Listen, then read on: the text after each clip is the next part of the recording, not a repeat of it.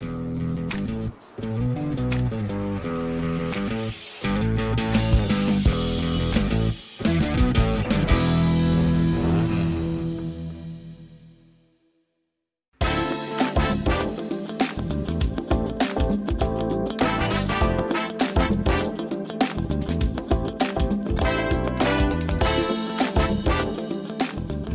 à tous, ravi de vous retrouver. L'Afterlap, le podcast du sport auto, épisode 114 aujourd'hui. Spécial WRC, spécial Rallye de Suède, la deuxième manche de la saison. Et on ne change pas une bonne habitude, n'est-ce pas? On va retrouver notre consultant expert WRC, c'est Guillaume Lafay. Bonjour Guillaume. Salut LFB, bonjour à toutes, bonjour à tous. Ravi de te retrouver sous le soleil en France et puis sous le soleil aussi en Suède pendant tout le week-end avec une magnifique neige qui nous a accompagnés et offert un superbe rallye. Oui, j'aurais plein de questions à te poser. D'ailleurs, la première, ce sera bien sur le contexte, on va dire, de ce rallye de Suède.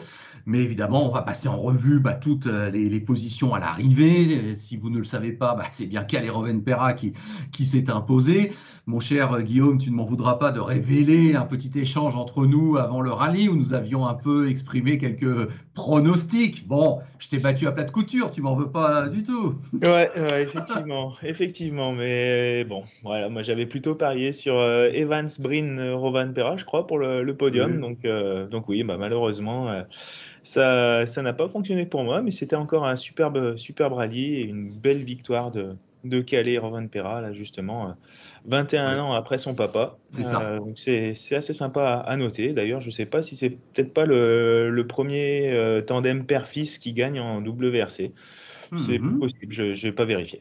Oui, c'est vrai, là, à brûle pour point, comme ça a l'air d'être ça, mais bon, c'est vrai qu'on n'a pas vérifié, ça sera à faire, mais c'est une belle histoire, en tout cas, ça c'est sûr. Non, moi, pour tout te dire, si j'avais voté Rovanperä, c'est parce qu'effectivement, j'étais resté sur la fin du Monte-Carlo, donc tu vois, là, allez, on rentre dans le débat, et on va parler effectivement du vainqueur, et autant j'avais été, comme toi sans doute, un peu surpris de son très mauvais début de Monte-Carlo, autant je l'avais vu super bien terminé, quoi.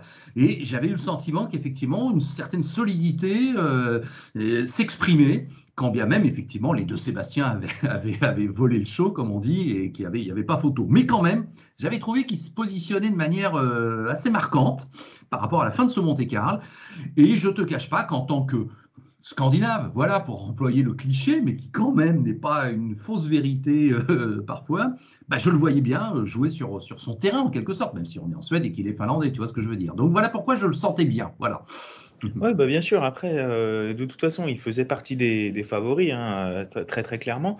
Moi, c'est vrai que je l'avais mis un petit peu en retrait. Et comme je t'avais dit justement dans nos échanges préalables, ce qui m'avait un petit peu surpris, c'était justement sa difficulté d'adaptation à la nouvelle voiture, apparemment au système hybride également. Et puis surtout, très clairement, moi, ce qui m'avait un peu rebuté, je vais dire, c'est le fait qu'il parte premier sur la route, hein, puisque même s'il avait fini derrière Breen au Monte-Carlo, avec les points de la Power Stage, il était leader du championnat.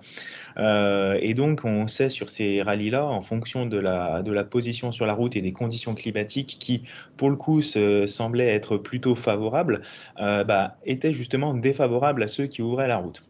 Donc c'est un petit peu ça qui m'avait fait pencher la balance dans le sens où je le mettais un petit peu derrière parce que je pensais qu'il allait avoir une première journée très très compliquée, ce qui a été le cas.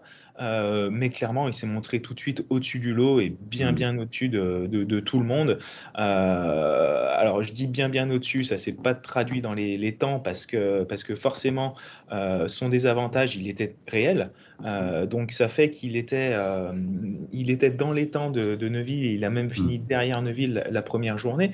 Mais n'empêche que c'était aussi dû à ce désavantage de balayer la route et puis surtout dans l'après-midi d'affronter toutes les ornières qui étaient présentes et de refaire la trace pour tous ceux qui étaient derrière. Donc ça a fait que corroborer le fait en fait qu'il était vraiment au-dessus du lot. Ouais.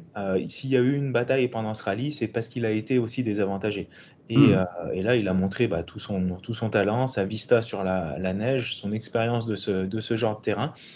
Et puis les très bons essais aussi qui ont dû être menés par Toyota sur ce type de terrain. Oui, toi comme moi, en revanche, là, on avait senti qu'effectivement, l'absence de Loeb chez Ford, l'absence d'Ogier chez Toyota peut-être aussi, mais que Toyota allait reprendre un peu la main, hein, on le sentait effectivement après un peu la parenthèse du Monte-Carlo. Oui, on le sentait, on pouvait le penser. Après, moi, Ford, c'est vrai qu'il m'avait fait extrêmement forte impression au Monte-Carlo par la fiabilité, par la facilité d'utilisation des voitures, parce que quand on voit un Greensmith, un Fourmeau qui arrive à être aussi performant, Breen également, pendant tout le rallye, j'ai été un petit peu déçu sur ce rallye de Suède, on va y revenir, mais c'est aussi pour ça que moi j'avais mis Breen à la deuxième place, parce que je pensais vraiment qu'il avait une belle carte à jouer, et malheureusement bah, il s'est sorti un peu vite pour qu'on puisse voir le potentiel des Pumas. Et Hyundai a été la bonne surprise aussi, on va dire, avec un retard qui a été partiellement comblé. Alors, on en détaillera, mais moi, je prendrais quand même des pincettes par rapport au travail qui reste à réaliser chez Hyundai. Mais en tout cas, oui, Toyota a fait que valider ce qui avait été entrevu au Monte-Carlo avec les performances à la fois de Evans, de Ogier et même de Katsuta sur certaines spéciales. Euh, Dans le sens où c'est vraiment une voiture qui est déjà très aboutie, ultra fiable pour le moment, et qui sera clairement la voiture à battre sur tous les terrains. On a l'impression en fait qu'elle va être excellente de partout. Elle Oui. va pas être au top sur tous les terrains et la meilleure sur un ou l'autre des terrains, mais elle va vraiment être excellente de partout, et ces pilotes, tout simplement, vont être très très compliqués à aller chercher sur chacun des rallyes, ça c'est clair. Alors j'ai une question à te poser là par rapport à ce que tu as déjà un petit peu évoqué, mais ça sera la casquette ingénieur là que tu mettras pour laquelle j'ai donc une question. Juste petite parenthèse, bon ben le cadre de ce rallye de Suède, Dieu sait que moi j'ai été assez critique avec le rallye de Suède ces dernières années, où effectivement c'était souvent un peu quand même la déception au niveau du spectacle, quand bien même il y avait une histoire derrière que l'an dernier, ce rallye de l'Arctique avait parfaitement suppléé l'absence du rallye de Suède. Bon, là, le fait d'avoir délocalisé ce rallye de Suède plus au nord du pays, bah là, il n'y a plus rien à dire, hein. Là, le cadre était magnifique. Ah, le cadre était juste sublime, hein. Et puis le tracé des spéciales, les horaires également, avec des spéciales de nuit qui étaient juste magnifiques aussi. On n'a pas eu vraiment trop de spéciales Mickey Mouse, un peu comme Oui. on les appelle sur l'hippodrome qui pouvait y avoir par le passé. On a eu des vraies spéciales. J'ai été extrêmement agréablement surpris de voir aussi qu'il y avait très peu, voire aucune chicane Mhm. artificielle qui ont été mises dans les lignes droites à différents endroits et qui pouvaient vraiment casser la vitesse et casser le spectacle aussi pendant certaines années. Mais là, le fait d'avoir des conditions hivernales juste géniales, en fait, avec un soleil, une luminosité qui était magnifique pour les images. En plus, je sais pas si tu as vu, ils ont remis les drones aussi qui ont Ah, fait des prises de vue qui tout à étaient fait. mais magnifiques. Enfin, Oui, j'invite tout le monde à aller voir oui, oui. les prises de vue sur YouTube ou autre. C'est vraiment, enfin, c'est juste impressionnant. D'ailleurs, il y a eu quelques petits accidents de drone aussi en direct qui étaient assez marrants à voir. Où Tu parles d'un éventuel petit contact avec genre l'aileron arrière, tout ça, ou autre Non, chose? non, non, Non? plutôt avec une maison ou un arbre ou un Ah, poteau qui j'ai pas arrivait, vu, dis mais donc. Ah en bon, il y a essayant eu. en D'accord. essayant de suivre je sais plus dans quel spécial c'était, mais en essayant de suivre une voiture, bah, le drone s'est pris la maison qu'il y avait à côté, je crois, et donc on a vite vu Ah une zut, coupure j'ai pas vu d'image cette image du tout, dis qui était donc. assez sympa. Mais tout ça pour dire que oui, ça a été une très très bonne décision de délocaliser Hmm. le rallye beaucoup plus au nord-est. On se rapproche du cercle polaire, hein, très Hmm. clairement, donc des conditions de l'Arctique qu'on pouvait avoir l'année dernière. Et j'ai lu ce matin que le contrat a été renouvelé jusqu'en Oui. 2024 avec la ville de Ouméa, justement. Et c'est une très très bonne nouvelle Hmm. parce que même s'il y a eu deux spéciales qui ont été annulées avant le rallye pour cause un petit peu originale de troupeaux de rennes qui Oui. se déplaçaient, donc même à cause, on va dire avec ce petit aléa, on a eu un rallye qui était vraiment digne des grands rallyes de Suède de l'époque et d'un vrai rallye sur neige. On est toujours dans l'épisode 114 de l'Afterlap, alors que vous pouvez voir en vidéo sur la chaîne YouTube l'Afterlap et aussi en audio, on va dire en mode podcast normal, sur soit le site de l'Afterlap, afterlap.com, soit sur toutes les plateformes usuelles d'écoute. Je ne l'avais pas précisé, mais évidemment, c'est un double rendez-vous maintenant qu'on vous propose à chaque fois avec cette double déclinaison de l'épisode. Guillaume, tu as parlé des drones. Je ne peux pas résister en tant qu'homme de télévision, tu me pardonneras de réagir un petit peu sur cette vision de ces images prises par drone, parce que je me disais, oui, que j'allais t'en parler aussi. Alors, magnifique, génial. Ça fait combien de temps qu'on attend ça? Parce que moi, quand j'étais encore sur le terrain, on va dire vers 2015-2016, il y avait déjà des drones de la part de la réalisation, sauf qu'effectivement, c'était une position un peu stationnaire au-dessus des voitures et on voyait bien qu'il n'y avait pas l'autorisation de s'approcher trop des voitures. Bon, on sait que dans l'histoire des retransmissions télésportives avec drone, il y avait eu un coup d'arrêt, tu te souviens peut-être comme moi, lors d'un slalom de ski de Coupe du Monde, où un drone était tombé juste derrière Marcel Hirscher, en plein deuxième manche de slalom. Oui, non, tu savais peut-être pas. Non. Et on voit l'image, on voit le drone qui s'écroule, mais Hirscher, c'était 1 mètre derrière Hirscher, quoi. Bon, et évidemment, ça avait un peu refroidi les ardeurs de la FIS, la Fédération internationale de ski, et tous les autres sports, du coup, c'est vrai, s'étaient dit, bon, on va peut-être attendre que ça soit un peu plus sûr, je ne sais pas comment on peut dire ça autrement. Bon. Là, j'ai été comme toi, je me suis dit, ça y est, on y va, et le drone, effectivement, suit la voiture, et c'est extraordinaire, c'est génial. Ça, je ne vais pas te dire autre chose. Non, la seule déception que j'ai, c'est un peu pour pinailler, mais voilà, c'est qu'à chaque passage de chaque voiture, le pilote de drone faisait la même prise de vue. Il ne changeait pas son circuit, avec notamment une sorte de demi-tour. Je parle par exemple de la Power Stage, qui est peut-être la spéciale qu'on a tous le plus vue, avec le demi-tour dans le virage à droite. Bon, il repartait derrière. Je ne vois pas pourquoi il ne changerait pas une fois. Ça permettrait, voilà, là c'était un peu mécanique, si j'ose dire, comme réalisation. Maintenant, bon voilà, c'est histoire de pinailler. Oui, voilà, après c'est des choses qui se mettent en place doucement. On avait déjà eu des vues un petit peu en suivi comme ça il y a quelques temps, quelques rallyes. Alors je ne sais pas du tout pourquoi ça avait été abandonné pendant un certain nombre de rallyes et d'épreuves. Mais toujours est-il que c'est une joie de revoir ça. Ça doit pas être simple quand même de suivre des voitures en action comme ça, d'avoir la pression justement de ne pas les toucher. Il y a quand même une vitesse relative qui est importante, parce qu'on est quand même sur des spéciales où ça va à 150, 160, 180 km/h sur les bouts de spéciales où ils les suivaient. Donc oui, je comprends bien qu'ils aient besoin aussi, et ça reste un pilote qui pilote le drone, donc de faire le même parcours, de suivre la voiture de la même manière. Et puis c'est vrai que d'un point de vue de téléspectateur, ça permet aussi de prendre quelques repères, de voir un peu là où va passer la voiture à la corde, est-ce qu'il va manger un peu plus ou un peu moins le muret de neige, est-ce qu'il est plus en glisse, est-ce qu'il est plus propre? Moi, je t'avoue que ça m'a pas gêné forcément d'avoir les mêmes angles de vue aux mêmes endroits, parce que justement, on peut avoir cette analyse qui est un peu plus facile que si on avait des vues complètement différentes, où là, pour le coup, on n'aurait pas pu avoir ce type de réflexion.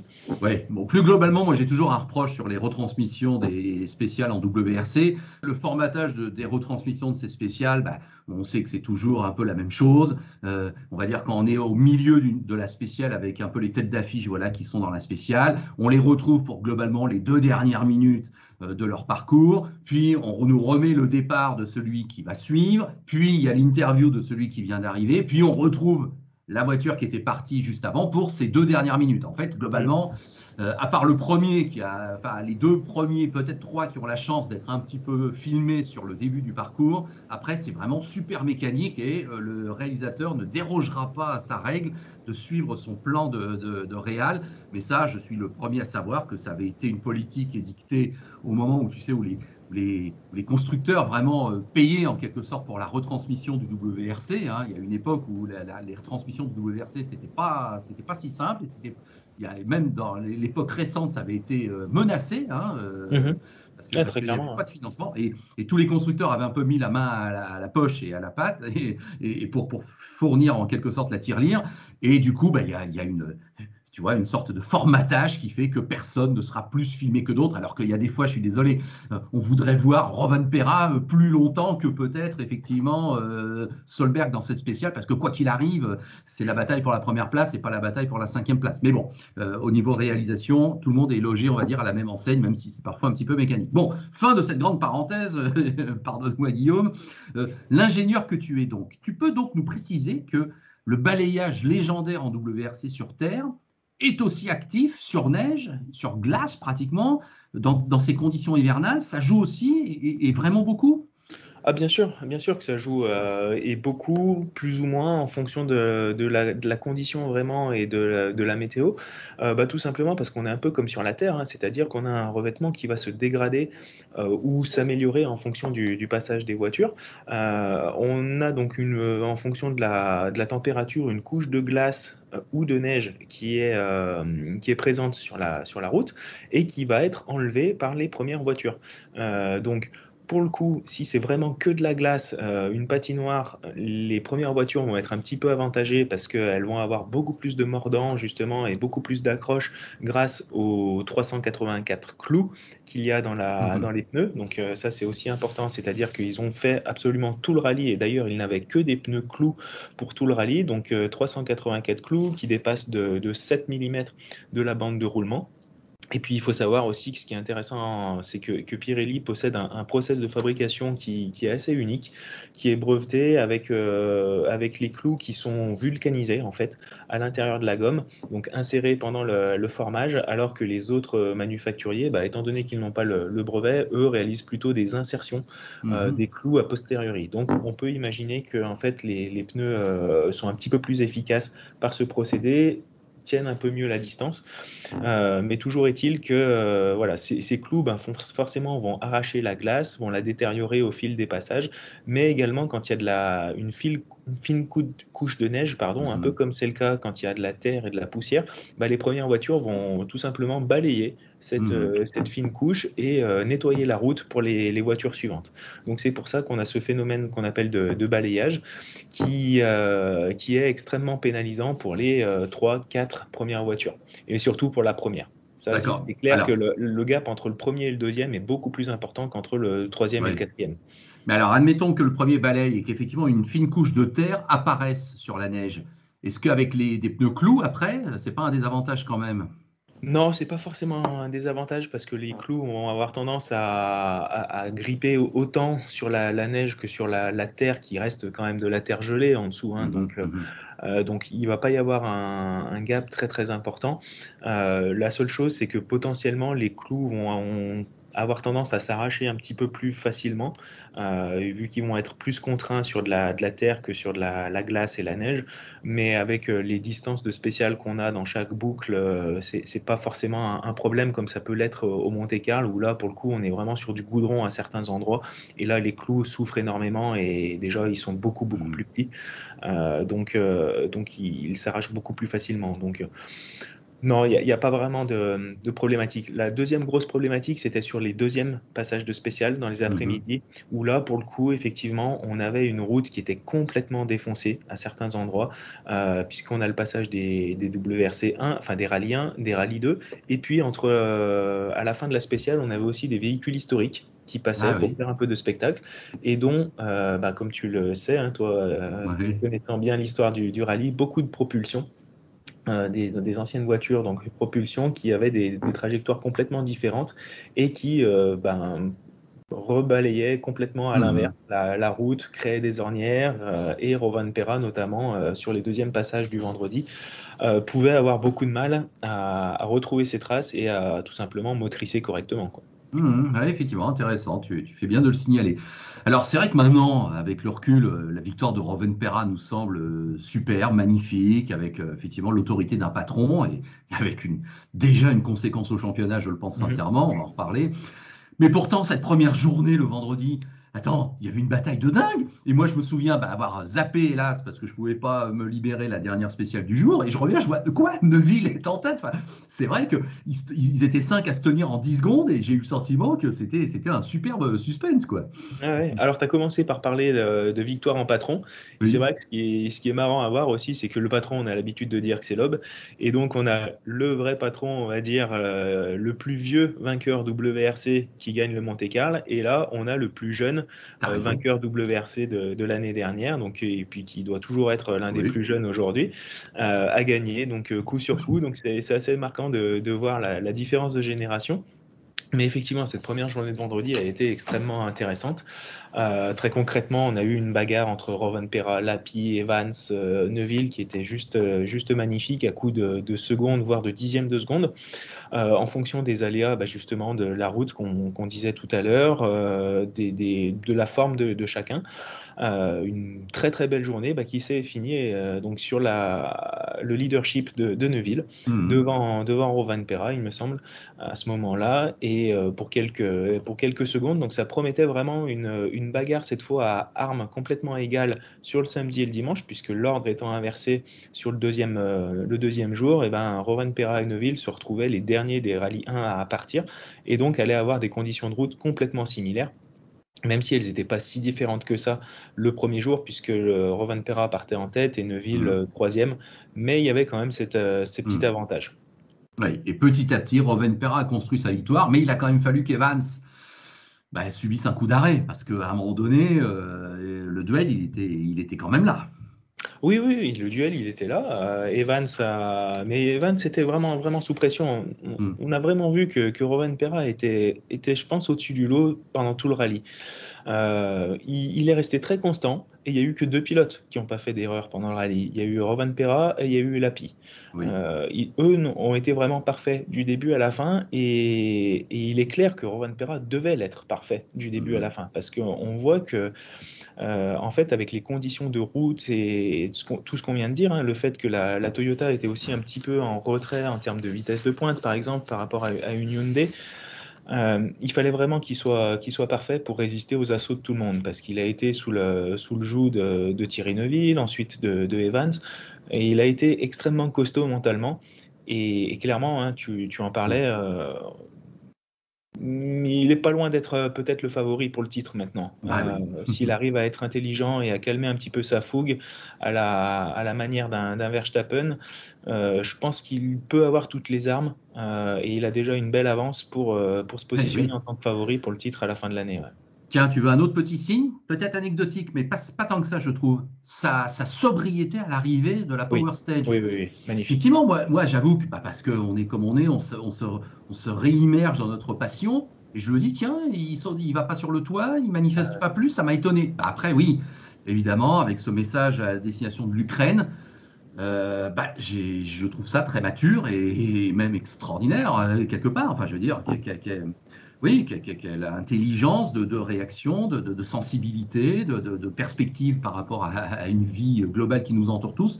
J'ai été impressionné à ce niveau-là. C'est un petit signe, je trouve, même encore plus. Oui, Hein. oui, oui, Mhm. oui. Je me l'étais noté aussi et c'est vrai que ça a été extrêmement professionnel et on Mhm. sentait que c'était sincère aussi Mhm. de sa part. Le fait de ne pas monter sur le toit, d'être accompagné de son copilote pendant l'interview pour Mhm. expliquer tout simplement ses pensées envers les Ukrainiens et de dire qu'il y avait des choses beaucoup plus importantes que le rallye, même s'il était très très content de gagner.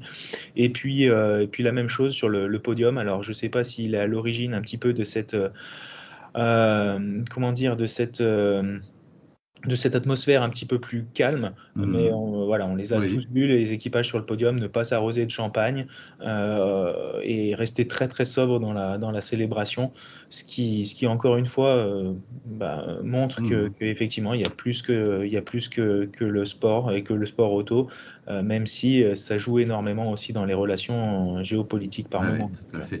On peut préciser, voilà, sans tomber dans une analyse géopolitique de bazar, mais que la Finlande, c'est pas faux, depuis la Seconde Guerre mondiale, la Finlande vit sous la crainte, effectivement, on va dire ça comme ça, hein, de la présence russe par une frontière commune et par une menace russe. Hein.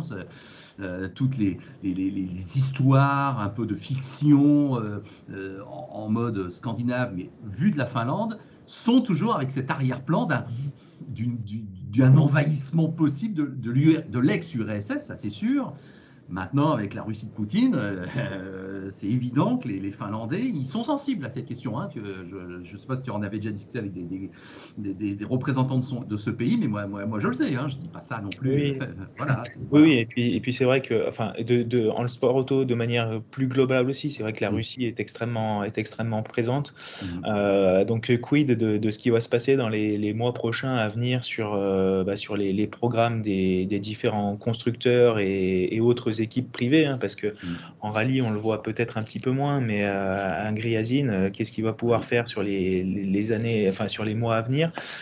Gazprom, qui est sponsor principal d'un très grand nombre de petites équipes, enfin de petites équipes, non, mais G-Drive par exemple, avec Roman Rusinov en WEC, qu'est-ce que ça va donner? On voit déjà que Mazepin aussi en Formule 1 est un petit peu questionné. Le Grand Prix de Russie est d'ores et déjà annulé, donc il peut y avoir quand même des impacts assez importants sur le sport auto. Et c'est très dommage, on peut que le déplorer, de même qu'on ne peut que déplorer ce qui est en train de se passer actuellement. Donc on n'est pas là pour parler de ça, mais en tout cas ça peut avoir un impact sur les mois à venir, ça on est sûr. C'est sûr. Si on revient sur le déroulement sportif de ce rallye, image spectaculaire que de voir la dernière spéciale du samedi soir et cette arrivée pour le moins mouvementée d'Elfyn Evans qui va donc dans le mur de neige se mettre au tas et qui pourtant franchit la ligne et qui se retrouve hors de la route normale. Hein. C'était étonnant. Ah bah clairement, moi il m'a rappelé mes grandes heures de Gran Turismo sur la PlayStation où pour doubler tu te mettais dans le rail qui te guidait pour passer les autres voitures. Oui, c'est ça. C'était un petit peu ça, mais en gros effectivement il est arrivé très très vite dans le dernier virage. Hein, comme je le disais tout à l'heure, de toute façon c'était des bagarres à la seconde et voire au dixième de seconde, donc il est arrivé extrêmement vite dans le dernier virage. Il s'est appuyé sur le mur de neige plus que de raison. L'arrière s'est enfoncé, a balancé l'avant dans le mur de neige. Il a quand même passé la cellule de chronométrage, donc il a presque pas perdu de temps. Par contre, il a clairement défoncé le mur de neige et il a été obligé de passer de l'autre côté du mur de neige, même en tapant un éclairage temporaire. Hein. On a bien vu qu'il a failli même le faire tomber. Et toujours est-il que du coup, plutôt que de revenir sur la fin de la spéciale, donc la spéciale était terminée, hein, on va expliquer, la spéciale était terminée, il avait passé le point de chronométrage. Par contre, entre le point de chronométrage et le point de pointage, ce qu'on appelle le point stop, il y a un bout de route classique à faire. Et Elfyn Evans, plutôt que de revenir sur ce bout de route, ce qui l'aurait obligé à repasser le mur de neige et donc avec une vitesse très faible puisqu'il était à l'arrêt, potentiellement se tanker dans ce mur de neige, ne pas pouvoir reprendre la spéciale, et il a contourné, il est passé par le parking d'à côté, il est allé au point stop, son copilote est descendu de la voiture pour enjamber le mur de neige, aller pointer, etc. Voilà, ce qui est... c'est un peu une zone d'ombre, enfin, c'est interdit hein, parce que normalement on doit rester sur le parcours défini par le rallye, et donc ce qui lui a valu une pénalité de 10 secondes. Qui a fait que le dimanche matin, tout simplement, Rovanperä avait une marge un peu plus importante de 15-18 secondes, je crois, au départ de la dernière journée, ce qui a fait que Evans, pour le coup, devait repartir le couteau entre les dents s'il voulait aller chercher Kalle Rovanperä. Et là, on peut aussi que féliciter, je ne sais pas si en tout cas, d'un point de vue sportif, féliciter Jari-Matti Latvala qui n'avait pas donné de consigne d'équipe, parce qu'il aurait très bien pu dire on est 1 et 2, on reste premier, deuxième, et voilà. Et en gros, Elfyn, tu défends ta place sur Thierry Neuville, et puis on sera très content. Mais non, pas du tout. Evans est parti à l'attaque complète, le couteau entre les dents, et malheureusement pour lui, s'est planté et a tout simplement perdu le rallye. Et c'est encore un 0 pointé pour lui sur cette deuxième manche. Ah là, c'est la double, triple peine, je ne sais pas comment on peut dire, parce que autant on est habitué à ces abandons du vendredi ou du samedi, puis on se refait peut-être un peu la santé le dimanche en Power Stage, exemple de Tanak. Mais là, Evans, évidemment, quand on sort le dimanche matin, oui, on perd aussi la possibilité de briller ou de marquer des points en Power Stage, même si j'ai apprécié le fait qu'il soit visible à l'image dans l'équipe Toyota à la fin, pendant la Power Stage. On le voit, il est au fond. il applaudit de manière, on va dire, très pro et très sympa, mais c'est sûr qu'il doit l'avoir un peu mauvaise. Mais là, donc, mon cher Guillaume, tu me confirmes, Elfyn Evans, double vice-champion du monde des rallyes en titre, favori pour le titre, logique, va-t-on dire, 21e au Monte-Carlo, abandon en Suède, 4 points seulement marqués en 2 rallyes en ce début d'année. Alors là, si on avait anticipé ça, hein, je ne pense pas qu'on était nombreux. Là, c'est une catastrophe. Ouais, c'est une catastrophe pour lui, je te confirme. 42 points de retard sur Kalle Rovanperä. Donc, ça fait pas loin d'une victoire et une deuxième place avec quelques points dans les Power Stage. Dans son malheur, il est, on va dire, aussi mal loti que Ott Tanak, qui lui aussi a 41 points de retard après son abandon au Monte-Carlo. Et là encore, un gros coup de malchance, on va dire. Là, j'ai vraiment de la peine pour Tanak parce qu'on a l'impression que là, pour le coup, ça marchera pas avec Hyundai. On a vraiment cette impression que quand la voiture va bien, il a un souci qui l'empêche de briller. Donc voilà, c'est un peu dommage pour lui. Et puis Breen est aussi à 30 points. Donc en gros, pour le moment, il n'y a vraiment que Rovanperä et Neuville qui ont bien commencé la saison, qui sont sur de très bonnes bases. Après, derrière, c'est très très loin. Donc de toute façon, ça va se balancer, je pense, au fur et à mesure de la saison. Mais toujours est-il que pour ces deux pilotes, Ott Tanak et Elfyn Evans, le rendez-vous en Croatie va déjà être crucial pour le championnat. Ouais. Autant Evans, je l'imagine dans le fond de ce stand Toyota, effectivement défait moralement parce que voilà, la sanction elle était double, voire triple. Autant Tanak qui lui arrive jusqu'à la Power Stage et même la remporte, bravo à lui, il a rempli le seul contrat qui lui restait à remplir. Mais tu vois son attitude à l'arrivée, hein, là, ça va au-delà, quoi. C'est une désillusion totale. On voit bien. Alors évidemment, là, il est dans sa mauvaise image de communication qu'il a eue pendant tout le rallye, avec des phrases, des syllabes qu'il prononce à peine, et c'est tout juste s'il n'envoie pas balader notre charmante amie Molly qui vient lui poser des questions. Mais là, il y a une vraie malédiction, oui, qui lui tombe dessus, et ça se voit. Là, il le vit très mal. Là, il porte tout le malheur sur ses épaules. Il avait tout pour réussir, une bonne position de départ. Il était dans le coup dès les premières spéciales. Il était bien placé. Et puis il y a ce coup du sort qui lui arrive, comme ça aurait pu arriver à n'importe qui d'autre, puisque pour expliquer à tout le monde. Vas-y, oui. Ce qui est arrivé, c'est que il y a eu un défaut électrique en fait qui s'est positionné sur sa voiture. Vous le savez ou vous le savez pas, mais donc les nouvelles voitures hybrides sont équipées d'un système extérieur, donc réalisé par Dynamic Motorsport, donc qui est en fait un ensemble de batteries, de générateurs et pour récupérer l'énergie et la restituer sous forme de boost et permettre aux voitures de rouler en full électrique aussi dans certaines zones de routier ou d'assistance. Et donc c'est un système qui est complètement extérieur et qui est commun à toutes les voitures. Donc il est paramétré, il est positionné de la même manière dans les voitures. C'est tout pareil chez tout le monde normalement.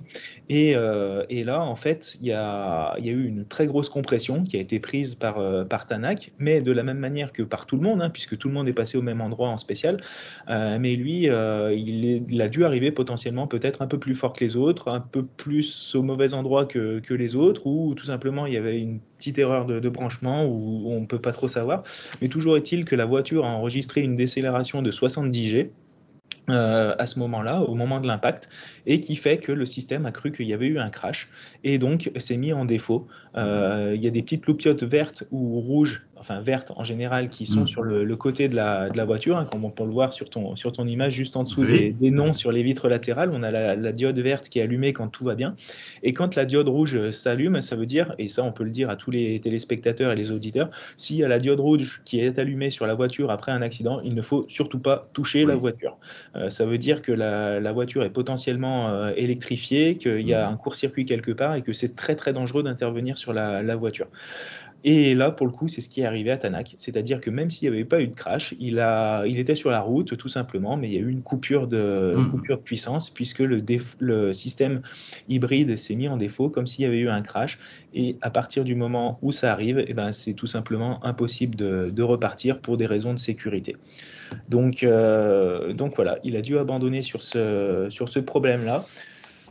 Dans le pire des cas, ça aurait très bien pu arriver à tout le monde à cet Oui. endroit-là. C'est-à-dire que voilà, si c'était un défaut donc, du système, et si tout le monde était passé exactement au même endroit avec la même vitesse, avait eu pardon, cet Hmm. enregistrement de 70 G, bah, tout le monde aurait eu la même problématique. Mais là, malheureusement, ça n'est arrivé Ça qu'à tombe. lui. Ouais, ouais.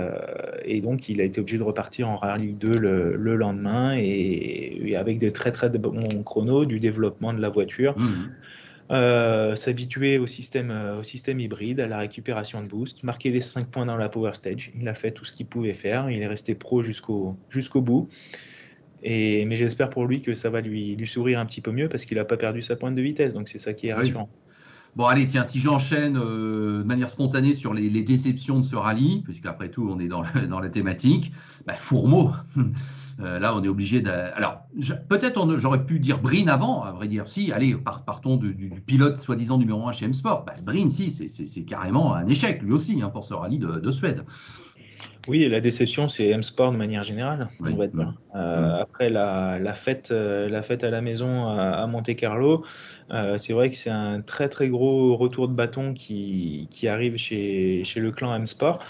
Donc certes, ils avaient beaucoup moins testé en amont par rapport à Hyundai et Toyota, parce que ce qu'on peut rappeler aussi, c'est que Hyundai maintenant a fait le choix aussi de positionner une de ses bases d'essai en Finlande. Mhm. Donc de la même manière que Hyundai l'avait déjà, et que Ford l'a d'une manière un petit peu différente à Greystock, là où ils ont leur QG. Hyundai a enfin fait ce choix-là pour avoir, on va dire, un nombre de jours de tests illimités en fait Mhm. autour de la base. Voilà, c'est un petit peu complexe à expliquer, mais c'est le principe. Donc Hyundai et Toyota ont pu énormément tester sur la neige ces dernières semaines, ce qui était beaucoup moins le cas de Ford. Donc on pouvait s'attendre à un rallye un petit peu plus compliqué, mais certainement pas à ce niveau-là. Et donc, oui, le fait que Breen déjà se mette dans le mur assez rapidement a tout simplement douché un peu les espoirs de l'équipe. Et puis Fourmeau était parti de manière très très très prudente, hein. Il prend 23 Oui. secondes, je crois, dans la première spéciale, en expliquant que de toute façon, il doit reconstruire sa confiance. Il veut plutôt être à l'arrivée, ne pas avoir de problème, ne pas faire d'erreur.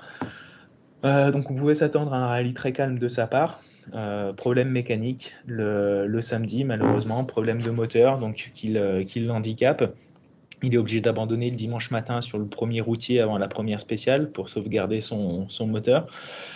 Toujours est-il qu'il était à la bagarre, simplement, on va dire, avec Greensmith. On pouvait Mhm. s'attendre. Alors je dis simplement, c'est pas péjoratif pour Greensmith, mais on peut quand même s'attendre à ce que Adrien Fourmeau soit quand même un gros cran au-dessus. Et là, ils se sont battus tous les deux pendant les 2 jours de vendredi et samedi, sachant que en plus, Greensmith a fait pas mal de petites erreurs, a eu quelques petits soucis aussi mécaniques, de différentiel, de boîte de vitesse qui l'ont un peu ralenti. Et le fait que Fourmeau n'ait que 6 secondes d'avance Oui. le samedi soir, bon, ça montre que d'un point de vue général, Greensmith était quand même au-dessus en termes de performance. Et le fait qu'ils finissent cinquième au général, c'est, on va dire, la meilleure chose pour Ford. C'est qu'ils ont quand même cette voiture qui est cinquième, qui montre encore son potentiel. Mais ça reste la déception du rallye pour moi, oui. Bah oui, avec un Greensmith qui, mine de rien, est virtuellement troisième du championnat du monde, C'est ça. puisque on va Ouais. mettre de côté Sébastien Loeb qui reste troisième par sa victoire Monte-Carlo, même Sébastien Ogier reste cinquième, mais Greensmith avec ses 2 5e places est quatrième, mais virtuellement troisième. Donc on peut quand même lui accorder cette constance et cette. J'ai quand même l'impression qu'il a franchi un petit cap quand même, hein. Oui. Ça se sent, hein. Oui, oui, oui, oui, oui, oui, il a fait un step-up, comme on dit, et il a compris surtout qu'il fallait rester sur la route, qu'il fallait apprendre, et que c'était pas encore son année, mais peut-être que l'année prochaine, une fois qu'il aura fait tous les rallyes avec la nouvelle voiture, là, il pourra aller chercher des victoires spéciales peut-être un peu plus Ouais. fréquentes, et pourquoi pas un podium, mais on Ouais. en est encore un petit peu loin. Alors, disons, si je remets des sortes de mentions d'excellence dans ce rallye, donc j'ai envie de te dire, prix d'excellence, c'est Kalle Rovanperä, ça c'est sûr. Là, on vient un peu de passer les prix de déception. Les mentions très bien, moi j'en vois deux, c'est Thierry Neuville et Sapé Calapi, que j'ai envie d'inclure dans ce petit groupe de deux. Ils sont sur le podium. Neuville, bravo, il a tenu la barque et il est battu certes, mais enfin il est un vaillant deuxième et c'est superbe, il n'y a rien à dire. Et puis Lapie pour un retour. qui certes, c'était peut-être pas évident de succéder à Ogier, enfin, tu vois ce que je veux dire, même si c'est Mhm. lui-même pas n'importe qui, bon, voilà, il savait bien qu'attention, il récupérait un baquet un peu sensible peut-être, et il a été parfait, enfin, moi, me semble-t-il. Bah, tout simple. Oui, oui, c'est sûr, c'est sûr. Alors, je vais peut-être commencer par Neuville et puis inclure Hyundai aussi dans tes prix de l'excellence parce que c'est vrai que, encore une fois, hein, je prends des pincettes, je vais m'en expliquer, mais Hyundai a clairement fait un vrai step en avant, notamment en termes de fiabilité, puisque les voitures ont toutes été irréprochables en termes de fiabilité pendant tout le parcours. Alors, c'est sûr que le rallye de Suède n'est pas le plus problématique en termes justement de sollicitation mécanique ou de freinage, hein, c'est très très doux hein, de conduire sur Mhm. la neige, même si les vitesses sont juste affolantes, mais ça reste quand même un rallye assez simple, on va dire, d'un point de vue technique. Mais en tout cas, elles ont quand même fait un petit bond en avant en termes de performance. On a compris aussi que Hyundai avait fait le choix d'une boîte de vitesse plus longue Mhm. que les autres, que Toyota, que Ford, puisque pour donner quelques chiffres, la Hyundai plafonne à 192-193 km/h, alors que la Toyota est plus aux alentours des 187-8 et la Ford 183-84. Donc en fait, ils Mhm. ont tous des étagements de boîtes un petit peu différents. Donc c'est des boîtes qui sont définies pour toute la saison, à 5 rapports, on le rappelle, contre 6 précédemment, sans les palettes au volant. Mhm. D'ailleurs, il est possible que ça revienne l'année prochaine parce que les pilotes se sont quand même pas mal plaints à ce niveau-là. Donc ça, c'est une chose à voir aussi dans le futur. Mais ce qui explique aussi un petit peu la vélocité des Ford sur le Monte-Carlo, Mhm. puisque sur les parties et les spéciales très très sinueuses, voilà, on s'est rendu compte qu'ils avaient une boîte qui potentiellement pouvait beaucoup plus les avantager que Hyundai. Et là, pour le coup, Hyundai sur ces grandes lignes droites, notamment à la fin de la Power Stage, où on a vu que sur les grandes allonges, il y avait clairement un gain qui était important en termes Mhm. de secondes ou de dixièmes de seconde. Donc ça a beaucoup aidé à la performance de la Hyundai sur ce rallye. Donc c'est pour ça que je mettrais un tout petit bémol sur Hyundai de manière générale, parce qu'ils ont clairement fait un bond en avant. Mhm. Mais je pense que dès la Croatie, il y a possiblement ils vont un peu plus rentrer dans le rang. Et je pense aussi que si Neuville a fait ses deux, trois fautes pendant le rallye avec des têtes à Mhm. queue, avec Oui. des jonctions un peu loupées, c'est aussi parce qu'il était peut-être à 105-110% plutôt que 95 ou Mhm. 100% comme pouvait l'être Rovanperä.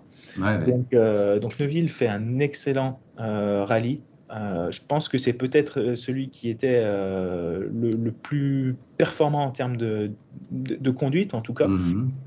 au moins autant que Kalle Rovanperä. Mais il y a eu ces quelques petites erreurs qui lui coûtent les 30 secondes au final de retard. Donc voilà, pour Bon. Neuville et Hyundai, on a aussi vu une très très belle performance de Oliver Solberg. Alors, j'allais mettre une mention bien, pour pas dire Voilà. très bien, avec Solberg, voire Katsuta, parce que quatrième à l'arrivée, Katsuta, bravo, très bon résultat comptable. Mais Solberg m'a bien plu, oui, tout à fait. Ouais. Mhm. Alors ça a été deux courses différentes l'un et Oui, l'autre. c'est Solberg a ça. été vraiment à l'attaque dès le départ pour essayer de se positionner avec une position sur la route qui était très bonne pour lui. Il est à plusieurs reprises deuxième au classement Mhm. général et même le samedi, je crois qu'il est encore à deuxième à un certain moment. Et puis après, il rentre un petit peu dans le rang pour divers soucis, tête à queue, voilà, petite Mhm. chaleur dans des murs de neige. Alors que Katsuta a été, lui, beaucoup plus régulier. Il a Mhm. été vraiment dans la constance et il a profité des erreurs des autres, en fait, pour remonter jusqu'à la quatrième place. Mais de toute façon, c'est ce dont il avait besoin. C'était son objectif au départ du rallye, de se recréer une confiance tout simplement voilà, d'accumuler et pour les prochains rallyes, il puisse recommencer à attaquer très très fort. Mhm. Voilà pour ces deux mentions bien. Et tout Ouais, à l'heure, ouais. tu mentionnais également l'API. Oui. Donc c'est vrai, un grand bravo à Esa Pekka et Yann Ferme, son copilote. Le deuxième et seul autre pilote à avoir réalisé un rallye sans faute, Mhm. avec des spéciales excellentes sur lesquelles il était extrêmement propre, très coulé, sans erreur. et puis d'autres spéciales qui étaient un petit peu plus compliquées. Voilà, ça a été un petit peu alors c'était des très très petites dents de scie, mais d'une spéciale à l'autre, c'était un petit peu étonnant parfois de Oui. voir ce manque de constance, et je pense que c'est ça qui lui fait défaut à la fin par rapport à Neuville. C'est que lui, pour le coup, il avait aussi la pression de devoir assurer le deuxième résultat de Toyota, puisque Evans était sorti de la route. C'est notamment pour ça qu'il ne va pas chercher de points, je pense, dans la Power Stage, et qu'il ne va pas chercher les 3 secondes qui lui manquent par rapport à Neuville, parce qu'il sait qu'il doit être deuxième. Et d'ailleurs, il l'avait bien mentionné, si jamais il y avait besoin de s'effacer par rapport à Oui. l'un ou l'autre des pilotes pour le championnat, lui, il est au courant et il jouera la carte de l'équipe plutôt que sa carte personnelle. Voilà, là, c'est sûr que ça aurait été ce cas de figure, tout à fait. Mais très très content de revoir Epi et Yanné au top. Oui, oui. Histoire un petit peu particulière avec eux aussi, donc ça me fait Ah, super plaisir de les revoir sur le devant de la scène. d'accord. Ah, moi, depuis qu'évidemment, il avait gagné de manière sensationnelle ce rallye de Finlande il y a bien longtemps, mine de rien, pour un de ses premiers départs en WRC. Non, il nous avait fait quelque chose d'exceptionnel. Donc, Ouais. on a tous beaucoup d'affection pour SAP Calapi. Bon, qu'on aimerait parfois apparaître un peu plus aimable, on va dire ça comme ça, je dis ça, bon, histoire de toujours trouver la petite bête avec nos amis finlandais qui, des fois, la jouent vraiment un peu ours mal léché, hein, que ce soit en Faut les connaître WRC le ou dimanche quoi. soir. Oui, Faut c'est les ça, rencontrer le voilà. dimanche soir, ils sont plus sympas. D'accord, ok, je vois ce que tu veux dire. Oui, mais on n'a forcément pas la même expérience, peut-être. Tout à fait. Bon. Écoute, d'ailleurs, bah, tiens, en parlant de tes amis, Mikkelsen, encore une fois, nous fait un super rallye. Il va gagner en WRC, en rallye 2, pardon, et ça a été une super bataille avec Veiby, hein. C'était beau, Oui. ça. Hmm. Oui, oui. Alors là aussi, c'était un coup de chapeau que je voulais tirer. C'était à Ole Christian Veby. Hmm. Donc, on n'oublie pas qu'il revient d'une grosse suspension d'une dizaine de mois depuis l'année dernière, et son petit imbroglio par rapport à des cas contacts Covid, une procédure qui n'a pas été forcément respectée. Ouais, c'est vrai. Donc, il avait été suspendu pendant plusieurs mois par la FIA. Donc, il n'a pas pu faire de rallye de championnat du monde pendant toute l'année dernière. Et donc il revient là cette année, première manche en WRC2 avec l'Apollo, et il montre que l'Apollo est encore une très très très performante voiture, au moins égale au C3 et à la Skoda, avec une grosse bagarre qui a pu y avoir aussi avec Andreas Mikkelsen. Donc ils se Hmm. connaissent très très bien les deux, hein, Oui.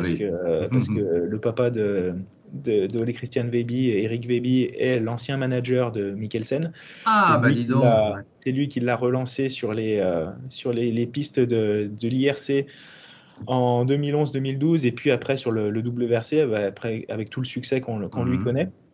C'est aussi le manager de Esa Pekka-Lapi, hein, d'ailleurs. Donc, D'accord, ok. donc voilà, une petite histoire commune entre tous ces pilotes. Donc des pilotes qui me tiennent forcément à cœur aussi. J'ai fait quelques rallyes aussi avec Ole Christian il y a quelques années. Donc non, très très content. Pas surpris de la performance. Mais ça a été une superbe bagarre, en tout cas la Hmm. seconde aussi. Je pense que Ole Christian avait en termes de performance un petit gap au-dessus, mais tout simplement par le fait que Mikkelsen devait aussi assurer des gros points pour le championnat. Il avait gagné déjà au Monte-Carlo, il regagne là ce rallye. Donc c'est très très bien parti pour lui. Et potentiellement, il se libère un petit peu d'un poids de louper une ou deux manches pour faire du WRC1 si Oui, jamais un baquet se libère. voilà. Alors attends, j'étais en train de vérifier tout en t'écoutant pour conclure par rapport peut-être à Harry Rovanperä.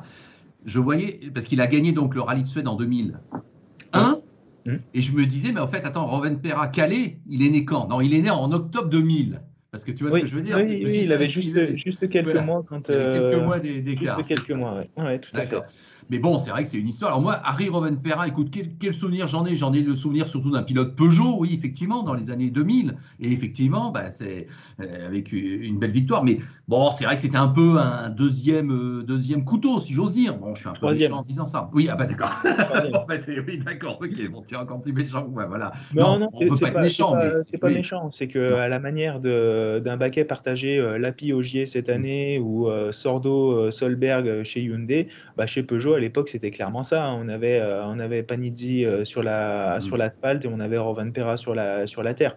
ouais, Donc voilà, c'est pas péjoratif ou quoi que ce soit, bien au contraire, hein. C'était des très très très bons pilotes sur la terre et encore plus sur la neige. Donc voilà, mais c'était pas forcément des pilotes capables de jouer un championnat à oui. l'époque. Cela étant, si je revois ses performances en 2001, qui est donc sa meilleure année. Donc il gagne la Suède, il fait pas le Monte-Carlo, il fait pas l'Espagne, il fait pas tous les rallyes, c'est un programme partiel comme tu viens de dire, mais il fait quand même troisième en Grèce, deuxième au Kenya, quatrième en Finlande, troisième en Nouvelle-Zélande, deuxième au Wales. Donc quand il était là, il réussissait à être assez solide et il fait 5 au championnat à la fin de l'année, en ne faisant pas l'intégralité du championnat. Ouais. Non, c'est sûr que c'est un très bon pilote et ça a dû être un très très bon prof pour caler, ça on n'en doute pas une seule seconde. Mais voilà, c'était et puis c'est toujours un petit peu l'objectif de cette année. Lapie, moi je doute absolument pas qu'il ait la capacité d'être champion du monde un jour s'il a un baquet à temps complet, mais il sait que lui, ce qu'il va jouer, c'est plutôt l'année prochaine que cette année. Ouais, c'est ça. Bon, écoute, Guillaume, je pense que comme d'habitude, on est dans nos gros 3/4 d'heure pour débriefer complètement cette manche du championnat du monde. Est-ce que tu as quelque chose à ajouter avant de te remercier une nouvelle fois de ta disponibilité? Non? Non, pas grand-chose à rajouter, si ce n'est le fait que, voilà, on va essayer de ne pas trop tirer de conclusions de ces 2 premières manches qui étaient chacune d'entre elles pour des raisons différentes, un peu particulières. Donc, hâte de voir ces nouvelles rallyes hybrides sur des terrains un petit peu plus communs. On va dire d'abord du goudron en Croatie, mais c'est que dans 8 semaines. Oui. Donc il va y avoir beaucoup de temps et je pense que pour Hyundai c'est extrêmement important aussi d'avoir ce temps-là pour continuer de développer la voiture, regagner en performance. Pour Ford aussi, j'imagine qu'il va potentiellement y avoir quelques séances d'essai avec un certain Sébastien sur l'asphalte pour essayer d'arriver le mieux préparé possible en Croatie. Croatie sur lequel Adrien Fourmeau avait fait forte impression l'année dernière. Donc là, il ne va pas arriver dans les meilleures conditions, ça c'est clair et net, mais ça va être intéressant de voir. Surtout que, aussi, chose qu'on a oublié de mentionner, mais il va y avoir un nouveau Français aussi sur une Ford Puma en Rallye 1, donc c'est Pierre-Louis Louvet. Voilà, on a tous considéré que c'était une très bonne nouvelle que de le voir arriver à ce deal et de changer d'équipe surtout. C'est une bonne nouvelle, je t'avoue. L'année dernière, on en a parlé à plusieurs reprises, on ne savait pas trop quoi en penser. D'abord, est-ce que c'était plus le pilote qui avait atteint une limite? Alors après, est-ce que c'était plus la voiture qui était... Voilà, là maintenant tout est remis à zéro, il va avoir une voiture exactement pareille que tous les autres, à voir si effectivement c'était la Hyundai qui avait du mal à être performante et qui s'adaptait uniquement à un seul pilote, c'était Neuville, ou est-ce que le mal était plus profond. On va voir, en tout cas moi j'ai hâte de le voir effectivement sur la Ford. Et en Croatie, donc avec un beau rallye qui se présente. Et puis derrière, il y aura rapidement le Portugal. Et après ces 2 rallyes, on aura vraiment, je pense, une vraie vision du championnat, des forces en présence, voir si Tanak et Evans arrivent à remonter, ou si Rovanperä et Neuville vont se livrer un duel, tout simplement, pour le reste du championnat. Tout à fait. Écoute, on verra ça. Petite parenthèse au passage, tu as donc vu l'officialisation du programme Endurance de Sébastien Ogier dans la foulée du Monte-Carlo. Moi, j'avoue que je ne m'attendais pas à ce qu'il soit incorporé dans cette équipe Richard Mille, avec 2 coéquipiers un peu inattendus, dont une femme, mais qui est une grande espoir française du sport auto et de l'endurance, ça c'est sûr, avec un programme complet en ELMS. Oui, j'avoue que ça m'a un peu surpris quand même, cet investissement, peut-être un peu plus important que ce que je croyais. Qu'est-ce que tu en as pensé, toi? C'est une très bonne nouvelle pour lui, déjà. Il va avoir le temps de faire ses gammes en LMP2, donc sur une Oreca 07 extrêmement bien aboutie, avec une équipe d'exploitation derrière, puisque tu as mentionné Richard Mille, mais c'est le sponsor titre, on va dire, mais c'est Signatech Alpine enfin Alpine non du coup, mais Signatech qui assure l'exploitation de cette voiture avec les hommes de Philippe Sino. Donc il va avoir vraiment une atmosphère très propice à l'apprentissage. Charles Milesi, qui est un tout jeune, très rapide, on peut même dire un top gun du LMP2 et de l'endurance sur les prochaines années. Donc il va avoir le temps d'apprendre, il va apprendre à rouler en paquet, prendre des tours à certains, se faire dépasser par d'autres. L'aérodynamique aussi, donc non, c'est une extrêmement bonne nouvelle. Bon, voilà, on avait compris que de toute façon il ne reviendrait pas en double versée, mais de ce que j'ai cru comprendre, il y aurait peut-être une sorte de gentleman agreement qui se passerait entre les 2 Seb pour pouvoir les revoir sur des manches en commun, plutôt que dispatcher sur certaines manches. Donc voilà, notamment sur quelques manches comme la Nouvelle-Zélande, le Kenya, je crois qu'ils les tentent bien l'un et l'autre. Donc à voir ce qui va se passer. Mais en tout cas, non, c'est une nouvelle carrière en endurance qui se profile pour Sébastien. Lilou Wadou aussi, donc la jeune Française dont tu mentionnais, qui sera le troisième larron de l'équipage.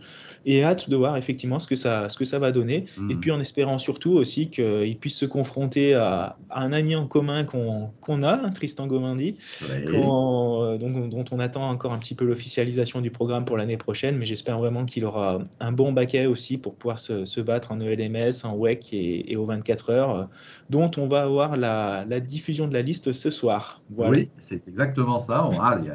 Ça y est, là, on sent que ça repart à tous les niveaux. C'est vrai que Tristan, je le laisse encore un petit peu tranquille, mais évidemment, pour l'Afterlap et le démarrage de la saison F1, il sera remis à contribution, bien sûr, parce qu'en plus, en Formule 1, on le sait, il y a une nouvelle ère qui s'ouvre. Et c'est sûr que ces premiers Grands Prix seront peut-être aussi un peu surprenants. Il y aura peut-être vraiment des grandes choses à dire. Bon, allez, Guillaume, je vais te libérer. Oui, alors. Oui. Est-ce que tu n'as pas. Non, tu n'attends pas quelque chose de particulier? On est en fin d'épisode. Non, je laisse la porte ouverte en te laissant prendre le bâton et t'exprimer. Mais oui, je te remercie spontanément. Mais non, tu as peut-être quelque chose, comme d'habitude, à me montrer. Oui, alors. Voilà. Donc, écoutez, voilà, c'est d'actualité. C'est la Skoda Fabia R5 de Kalle Rovanperä et Janne Aaltonen au Monte-Carlo de l'année 2018. Voilà, j'allais dire quelle année c'est, 2018, voilà, d'accord. 2018, voilà, quand il était encore en train de faire ses armes en Rallye 2, donc avec la Skoda Fabia R5. Donc je le rappelle, hein, j'aime bien le mentionner, mais moteur français réalisé par nos amis chez Oreca à Magny-Cours. Donc voilà, modèle unique qui a été réalisé donc, avec des décalcomanies de chez Rallye Miniature. Voilà, donc si vous voulez réaliser vous-même cette belle auto, elle est visible aussi chez Auto Mini Racing, à notre expo permanente qu'on continue de développer. Donc voilà, sur les réseaux sociaux, sur Instagram, sur Facebook, suivez-nous, le site internet aussi. Et puis voilà, on a un paquet de miniatures vraiment uniques, hein, on va dire, puisque c'est monté par nos soins. Et ce qui permet de partager notre passion du sport auto avec différents événements. Je sais que ça tient à cœur aussi, mais on a une IndyCar de Romain Grosjean qui vient d'arriver, qui est visible. Justement, le post Instagram et Facebook va arriver dans la journée, après une très très belle 5e place de Romain à Saint-Pétersbourg hier pour la lancée de l'IndyCar. Tout à fait. À un moment donné, je me suis dit, tiens, bon, ça sera peut-être un top 10 finalement. Allez, il faudra prendre parce que ce sera quand même bien. Mais finalement, à l'arrivée, c'est un top 5. Et donc, c'est un excellent résultat pour Romain Grosjean, même si effectivement, hier, rien à dire. McLaughlin, évidemment, ça me un petit pincement au cœur de voir mon triple champion supercar, ce que j'ai tant commenté pendant tant d'années, bien avant tout le monde, j'ose le dire. Et donc, c'est pour ça qu'on savait très bien qu'on disait McLaughlin. Bref, tout ça pour dire que, oui, le voir gagner, je suis très content. Palou, superbe deuxième, mais à l'arrivée, finalement, le top 5 de Romain Grosjean est très solide et très prometteur parce que c'est évident que oui, il va avoir un grand rôle à jouer cette année, même s'il va falloir s'adapter aux ovales, oui, c'est sûr, mais le fait est que il va être redoutable. Bon, fin de la parenthèse, mais Guillaume, oui, je ne doutais pas qu'il y avait toi-même une petite parenthèse sympathique à nous montrer, mais je ne savais pas s'il y en avait vraiment une. Écoute, très bien, bravo pour votre travail, hein, ce sont vraiment des super miniatures. Et longue vie à Auto Mini Racing, bien sûr. Et puis donc, je rappelle ton comment on dit, ton compte Instagram, laflaf25. Voilà. Pourquoi 25 d'ailleurs, au fait tout simplement parce que c'est mon jour de naissance. Voilà, c'est ça, j'ai un petit affect pour le numéro 5 aussi. Donc voilà, je t'avoue que je ne sais pas pourquoi, mais je suis particulièrement les numéros 5 dans les sports auto. Donc c'est comme ça, un petit peu déçu que ce soit Vettel qui récupère sur la Formule 1, mais bon, voilà. Et t'es de quel numéro 5. Voilà. Et 25 quoi alors? T'es né le 25 quel mois? Le 25 septembre. Voilà. Bon, ça va, on a encore un peu de temps pour te souhaiter un bon anniversaire. Tout à fait. Bon. Tout à fait. Écoute, on va peut-être se retrouver quand même le 25 avril prochain, puisque le rallye de Croatie se termine le dimanche 24. Jour d'élection d'ailleurs aussi en France, jour d'élection dans le monde du WRC en Croatie. Et donc, si tu veux bien, et si tu es libre, on pourrait se retrouver le 25 avril pour débriefer de ce rallye Croatie, n'est-ce pas? Eh bien, ce sera avec plaisir. On va vérifier sur l'agenda. Oui. Il ne devrait pas y avoir de soucis. Et puis, ce sera un vrai plaisir. Et en attendant, j'espère que nos petits entretiens continuent à plaire au petit monde de l'Afterlap. N'hésitez pas, comme d'habitude, à partager l'épisode sur tous les réseaux, à mettre un petit commentaire, un petit like.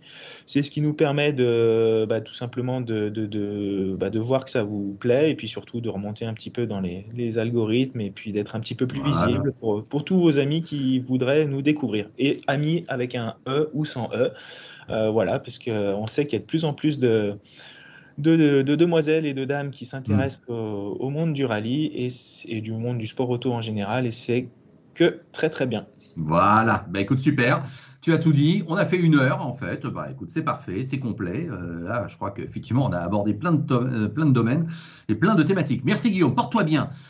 Et on se retrouve dans un grand mois, j'espère. Oui, sauf aléa, bien sûr, de dernière minute, mais enfin, sur le papier, c'est prévu. Et donc, cette saison de WRC est lancée et elle est très bien lancée. Il va se passer plein de choses, c'est une évidence. Portez-vous bien tous, les fidèles et les passionnés de l'Afterlap et du sport auto. Et donc, à très bientôt aussi dans le podcast du sport auto. Bonsoir, salut Guillaume, et puis à bientôt. Salut. Ciao. Salut à tous. Salut.